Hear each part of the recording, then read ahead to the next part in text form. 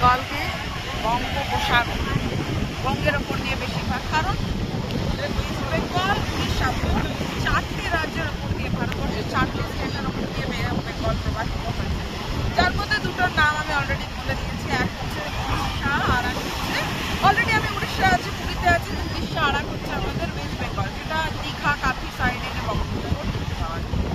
আরও দুটো স্টেটের ওপর দিয়ে গেছে, মোট 4টে, ওই দুটো স্টেটের নাম বলতে আমাকে তোমরা কমেন্টে জানাবে।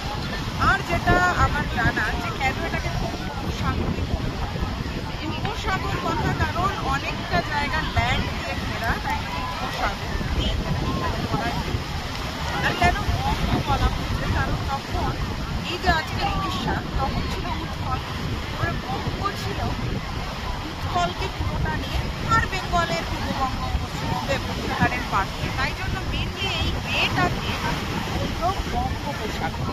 তো আমার কোশ্চেন সেম থাকলো, 4টে স্টেটের ওপর দিয়ে গেছে বেঙ্গল, তার